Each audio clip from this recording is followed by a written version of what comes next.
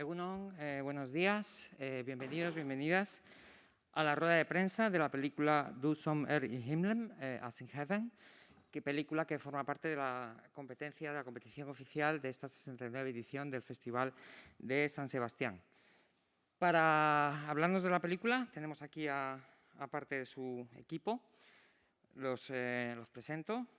Tenemos al productor Jesper Morhorst, a la directora y guionista Tia Lindeburg, a la actriz protagonista Flora Ophelia Hoffman Lindahl y a la productora Elise Orheim Stender.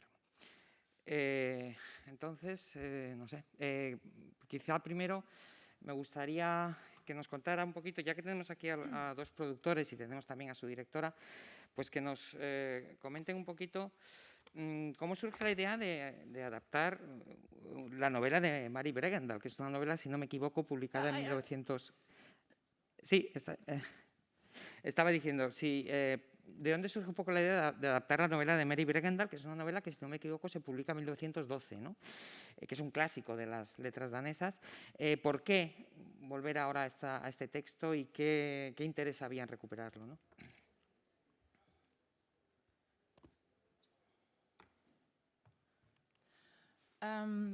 I can start answering that question. Oh, sorry, it's a little loud.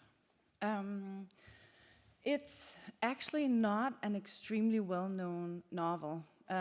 It's a novel that was taken back about in the 70s, where feminists started to discover her a little bit, but she's never been a very well-known Danish writer. Her husband was very well known, but not her so much. And should I take breaks for translation, or should I just go? Okay. Sí, perfectamente. Okay. I read this book about 9 years ago, right after I had given birth to my own son, and I've always seen the title on my mother's bookshelf, and it's in Danish. It's called A Night of Death. And that title has always really drawn me. And I just picked it up right after. I had no idea what this book was about. And I was just taken back with the story that seemed to me so contemporary. And at the same time, it was written more than 100 years ago. And of course, I was really struck by the labor that the mother goes through, and her destiny also just have gone through it myself, and thinking how lucky I am living in the time that I am living in, and in the culture and in this part of the world that I am living in. But I was mostly struck about the children, and especially the Lise character, and how they just stand on the outside and look into the adult world and are unable to do anything. And especially Lisa, who's next in line, and if her mother dies, she'll be the one who has to take over the farm, and she's also experiencing and watching something that someday will be her. So it was the children's story and their perspective that drew me into the story. Quizá Jesper y Lise también quieren aportar algo. I can just say that Thea came to us, to Lisa and me, with this book. I never heard about it. I knew her husband very well, but not her. It's a very short novel. It's only 130 pages, and I read it, and I was amazed by it, and so emotional, touched by it. And it was a crazy idea to come as a first feature and do this adaptation of this little unknown novel taking place more than 100 years ago, with lots of children and lots of animals and lots of everything.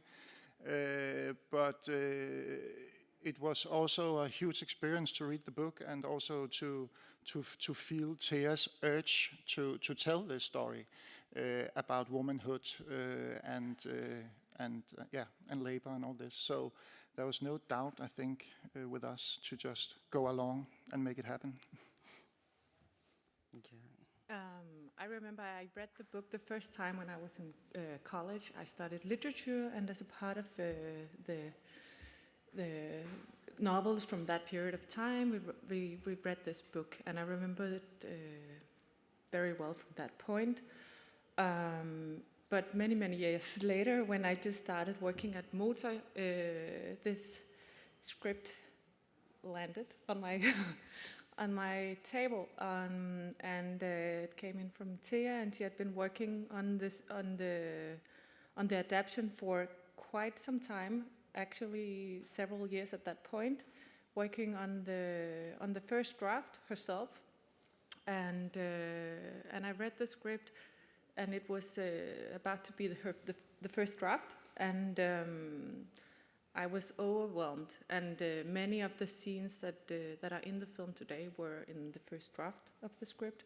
I was overwhelmed, and I was also overwhelmed about how the choices that Thea made, because it's not a directly adaptation of the film. Thea made it into her own film, her own story. In the book, you see the story from different perspectives, and Thea made a very clear choice of telling the story from this girl's perspective, from Lise's perspective. And besides that, you also, at a very early stage, you added your own layers to the story. Your own artistic choices were made very early in the script, with the dreamy layers and so on. Muy bien, tenemos pregunta ya aquí. Yes, hello. Congratulations for the movie. Mr. Jasper said it's a story of womanhood and labor. Thea said it's a story about children. It came across to me as a story about a matriarchy. Am I wrong, or is this? It is a matriarchy. The male characters are very marginal. They don't. They are on the outside. Not a lot of men. No, it's a story about women. I don't know if I would say a matriarchy, but it's a story about women, and it's a story you seldom see from that time. You never hear the stories of the women, and that also drew me to the story. All the different women who all, I mean, also because it takes place in a time in Denmark where we're going from the old to the new. So some are really set on the old ways and believe in dreams and visions. Others are into medical science and believe that is the way. And then again, others just think that we just need to lay our lives in the hand of God. So it's different female perspectives, I would say.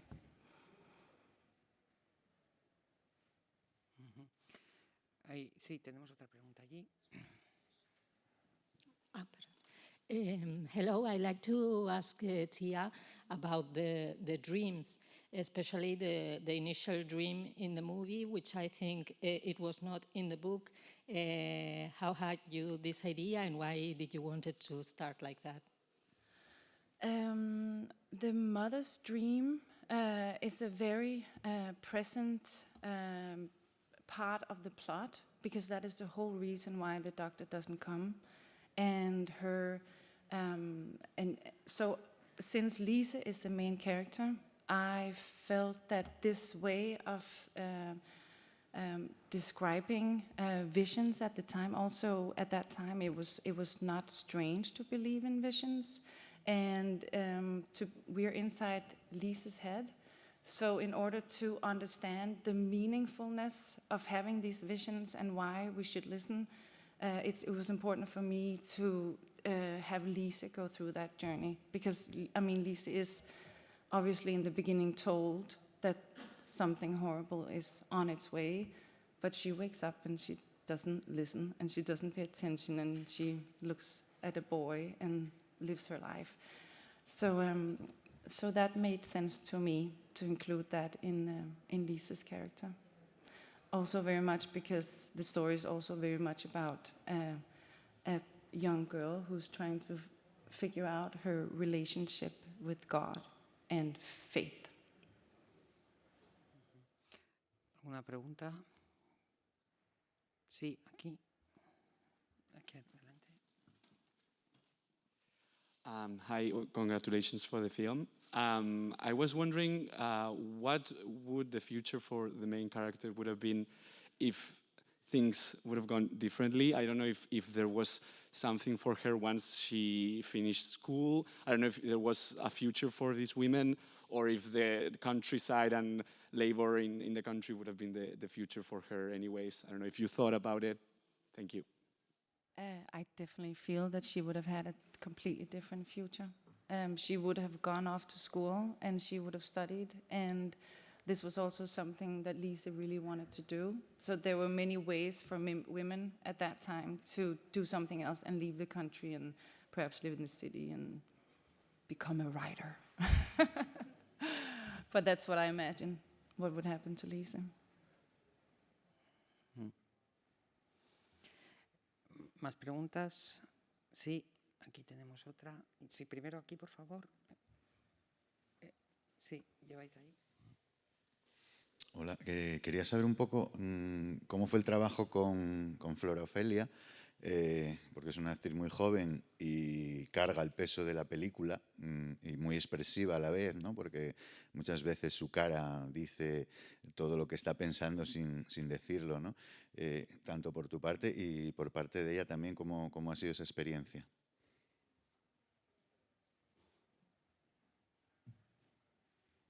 Sí, quizás si le puedes traducir la pregunta. Para Flora. Ja, nej. Han spørger, hvordan det har været at være med i filmen. Nogle gange så er dit ansigt, så siger det alting, og andre gange så lukker det mere ind. Hvordan har det været at skulle være med i filmen? For mig har det været utrolig overvældende at skulle spille en rolle, der er så meget med i filmen. Faktisk, skal jeg holde pauser, så du kan nå at translate? Para mí ha sido muy sorprendente para formar parte de la película.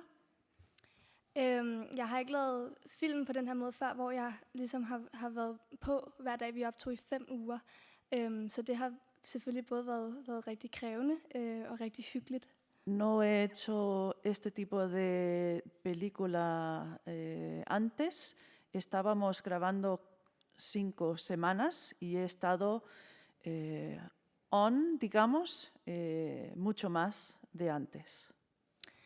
Jamen, og så har det været selvfølgelig en smuk rejse at følge Lise gennem historien, se hvordan hun udvikler sig fra at være en pige, der har tro og håb på livet, til at blive ligesom kvinden i huset. Det synes jeg har været rigtig smukt at skulle følge historien på den måde. Ha sido un viaje muy hermoso seguir Lise en su viaje. Primero es una niña y a lo largo de la historia se convierte en mujer, y esa parte ha sido muy bonita. I can also supply a little bit. We started casting a long time ago for this part, and because the girl had to be right on the verge between being a child and being a teenager. So, and especially in this age, it happens so fast. So, it was a half a year ago, I think, we started casting, and I immediately felt that Flora had that amazing honesty and expression, such an expression, a face full of expression, and also you really feel that this girl has a big inner life. So when Flora got the part and she stayed a child a year ago, we started working a lot, talking about every single scene and where her character is in every single scene. And it was a very, very close relationship we had. We lived together, and for all that time, and we talked constantly, and we worked on Lise constantly. And Flora was amazing in the way that she really became Lise in many ways. It was a hard shoot.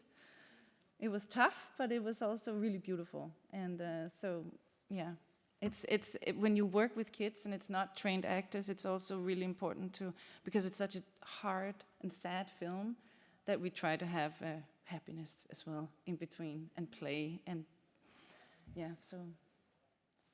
so I think Flora used a lot of herself. Si teníamos ahí otra pregunta. Hello. Well, first of all, congratulations on the film. I really liked it.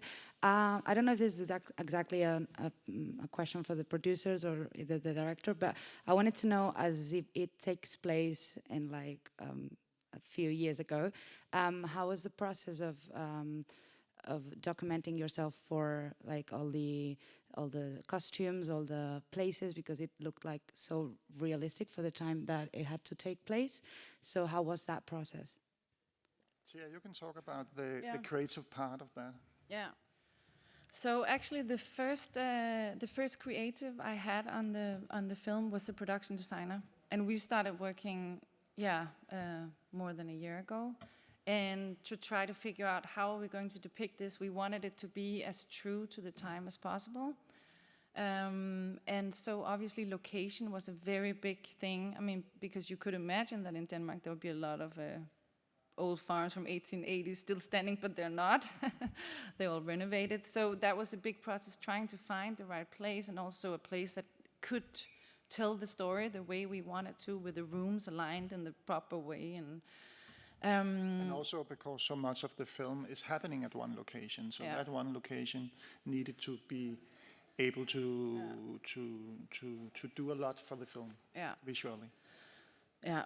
So that was the first thing we started with, and then we just, the production designer is a wonderful, talented man, and he's such a big nerd into history, so we did a lot of research of what would it look like, what kind of clothes would they wear, what kind of animals would be there, what kind of fauna, and then created that whole setting for the film. So that was definitely a way of going into the film. We also had a historian who would read the script and just make sure that this was something that people would say and that they would do, because as Lisa said, it's not exactly the same as a book, the way it's told. My process with it was actually that I read the book a couple of times, then I put it away. And then I just started writing the script from what I felt and how I saw it and how I remembered it. And so it became something out of the book. The question was about the era. Yes. We can also say something about the location, because we found the location. There was actually an old museum, which they have kept as original as possible, and then we split the main location between two museums. Some exterior one place and some interior another place. And then these people, museum people, were extremely nice and lended us their museum, the farm, for 2 months, something where I was not able to. I mean, it was during the pandemic, so it's not that there were that many guests anyway, but there was a way to do it. And then the museum was also very helpful with the props and finding this is what they used in the kitchen, and we have that. We have a whole storage of all these old things, and so that was a team collaboration.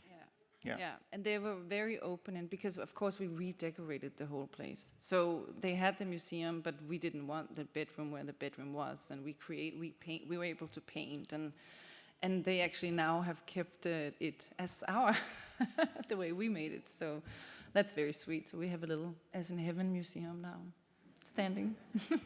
We had to mess it up a lot because, I mean, obviously it couldn't look like a museum. So we had to do a lot and bring in the animals and the chicken and all that, and make it a live place. Yeah, a lived-in place. Tenemos aquí otra pregunta. Sí, aquí. Hola, quería preguntarle a Thea cómo interpreta que, bueno, que por mucho que avance la ciencia, etcétera, pervivan las supercherías, las creencias pues, propias del mundo rural, bueno, o las formas de negacionismo que ahora vivimos, pero que también se ven en la película del negacionismo científico. ¿Cómo interpretamos que pese a los avances de la ciencia sigamos agarrados a viejas creencias sin una base científica más que supersticiosa? Gracias. Can you explain the question again? Sorry, I'm not sure I completely understood it. Si puedes llevarle el micro, por favor. Sí, se puede repetir la pregunta, que no he entendido muy bien. Yes. Sí, quería preguntarle cómo debemos interpretar, cómo interpreta usted la pervivencia de las supersticiones y de las supercherías, etcétera, basadas en la nada respecto a la ciencia, que es algo que se ve en la película, bueno, en la reticencia a la hora de llamar al doctor, y que hoy en día podemos ver, por ejemplo, en actitudes negacionistas, etcétera, respecto a la pandemia. Gracias. Mm-hmm.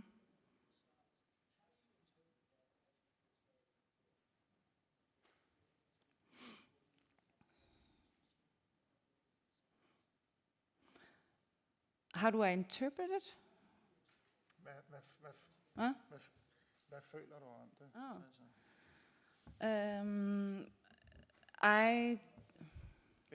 It's not an easy question. No, it's not an easy question. A good one. Yes, a good one. For me, the film it's not a political film. I didn't make it because I had a political agenda, but it is obviously a story that has become political. And I'm not condemning anyone in their beliefs. I'm just telling this story. Can I add something? Yeah, you can add something. Well, no, it's difficult. It's a good question, but it's also a very difficult question. And I think that's why the story is also relevant today. I mean, for those exact reasons that you're saying, because even though I'm depicting a time that it's 1880s, then this is, as you say, extremely relevant today. And I don't feel like I come with this film and have any answers or resolutions for anyone. I'm just, I'm hoping, if it is possible, that it might make people ask questions instead. And when you watch the film, I mean, it's quite a way to look at it is that we are saying that it's a superstition that killed the mother. Maybe it is. Maybe the doctor could have done something. And we are all pro-science up here, but I think that I mean. But we also pro-spirituality. But I mean, it's a part of being a human is also believing in things. I mean, especially when you are in big need of believing in something. When something terrible is about to happen, and especially when you're a child, but also as a grown-up. I mean, we've all tried, even though, and we're not a very religious people in Denmark and Scandinavia, but I have tried myself to be doing this in situations where I need that. So I think that complexity is what we and you have tried to get into the film without condemning anything. Yeah. If that makes sense. Sorry. Do you feel we answered the question?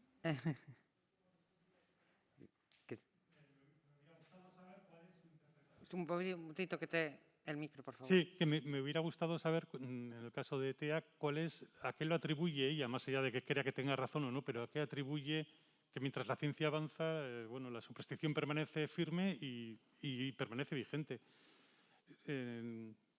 Es que no sé si tiene alguna idea de a qué se le puede atribuir eso, a la naturaleza humana, a la ignorancia, a la falta de educación, a déficits culturales, no lo sé, si ella tiene alguna hipótesis. It can be all of the above, I think. I don't have it. I'm not going to condemn anyone in their beliefs. Muy bien. Yeah. Perfecto. ¿Tendríamos tiempo para alguna pregunta más, si alguien quiere? Y si no, la voy a hacer yo.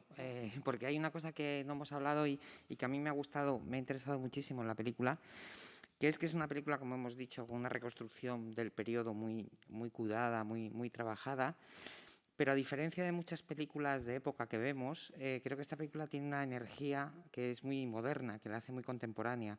Y me gustaría que nos hablarais de cómo se roda, por qué decís rodar la película a cámara en mano. Creo que le rodasteis en 35 milímetros, si no me equivoco, ¿no? Entonces, eso le da a la película, yo creo que un estilo muy moderno. Es decir, aunque es una historia del pasado, pero al mismo tiempo yo creo que resulta muy actual, ¿no? ¿Por qué tomasteis esta decisión y qué supuso también rodar así, ¿no? Incluso también a lo mejor Flora nos puede explicar cómo fue su experiencia. El director de fotografía, si no me equivoco, es Marcel Siskin, ¿no? El operador de foto. Entonces también un poquito cómo fue el trabajo con él, ¿no? Yes, so quite early on we knew that we wanted to we shot on 16 millimeter because we wanted to have that textual, sensitive feel that you just can't get in the same way as you can on film. And because we're so much, it's such a subjective film, and it's all about Lisa and being inside her head, the way for us to be close to her and alive with the kids, because a lot of it is also just kids being kids and kids living and having fun and in between all of these horrible things that are happening around them.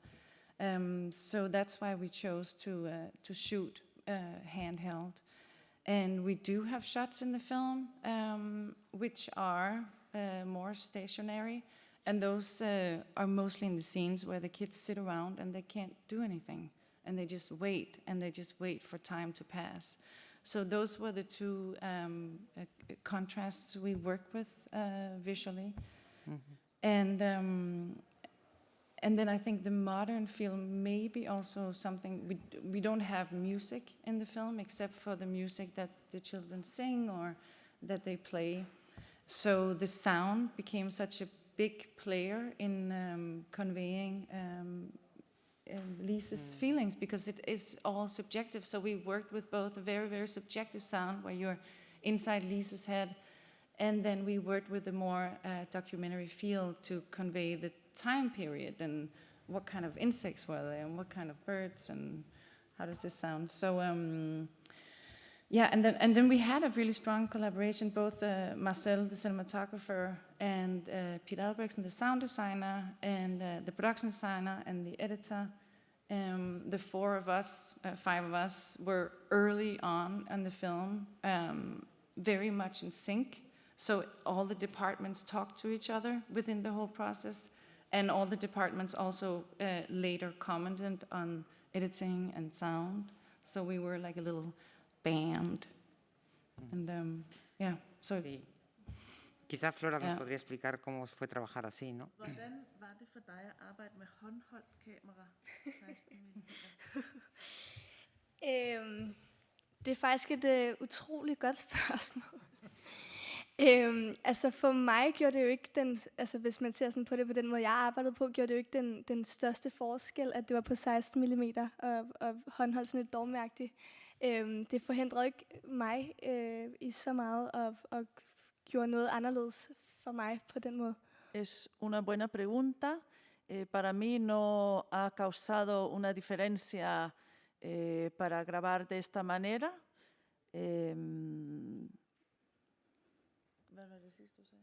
Jo, at det ikke forandrede så meget for min måde. Bueno, eso, que para ella no le ha cambiado mucho la situación.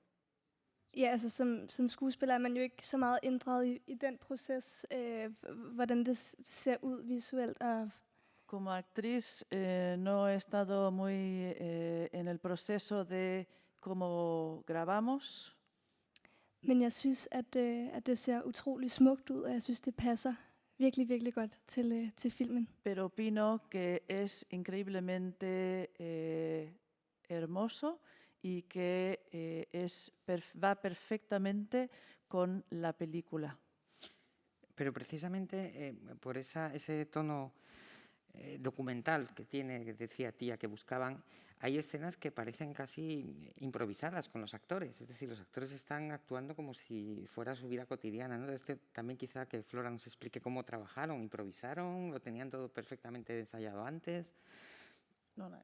Der er nogle scener, hvor de er meget dokumentarisk, og så er der andre scener, der virker som om de er helt improviseret. Har det været improviseret? Har der været scener, hvor I har improviseret, eller har det været planlagt? Eller hvad? Nej, der har faktisk ikke været så meget impro. Altså hvis jeg har haft nogle replikker, der ikke har ligget så godt i min mund, har jeg selvfølgelig henvendt mig til Thea, så vi snakkede om det. Men ellers har vi følgt meget manus, og der har faktisk ikke rigtig været noget impro. No ha habido mucha improvisación. Si he tenido alguna pregunta acerca del guión, me he acercado a Thea, pero en general no ha habido mucha improvisación. Hemos seguido el guión. Pues enhorabuena, porque realmente parece que todo muy natural, ¿no? Es una de las cosas más bonitas de la película, ¿no? Sorry, can I add a thing? Yes, of course. I just wanted to say, because this feeling that you're talking about, I think it's also a feeling of intimacy, which I felt when I visited the set. I wasn't daily on the set, but of course I came on visit, and I've been on many different sets also for big projects. And I think that the intimacy there was between Thea and Marcel, the DOP, and Flora and the other actors, that gave that very intimate, close feeling of being very close to the characters and very close to the story, and also giving it this contemporary feeling, instead of being far ahead watching a periodic costume drama. Also, I can add that we shot the film in 5 weeks, as someone said before, and shooting with a 16 millimeters camera just made everyone, including the actors and the crew, very focused. We didn't have the time or the possibility or the money to take 6 shots every time. That made everybody focused and everybody very close, so we were not. And in that way, I think, as you said, yes, but it was an intimate experience to shoot the film. We were together all the time. The crew were together all the time. We were in almost one location, and we were very focused, and that was only because we had a director with a very clear vision from the very beginning, a very clear story, and there were not that much improv, but there was time for fun, and especially for the DOP, I think, who together with Thea also took time to do stuff that was not in the script, gifts that came from the above, like the butterflies. Visual improv. Visual improv. He came back with shots of flowers, and we shot after hours. After hours. We did a lot of after hours shooting. Yeah. So that way, it was was focused, but it was also very playful. Yeah. To work with you and Marcel and the 16 millimeter. Yeah. Muy bien. Bueno, pues solo nos queda ya agradecer al equipo de la película que haya estado aquí con nosotros y desearle muchísima suerte aquí en el Festival La Película y en su futura carrera. Y bueno, pues sencillamente despedirlos con un aplauso. Muchas gracias.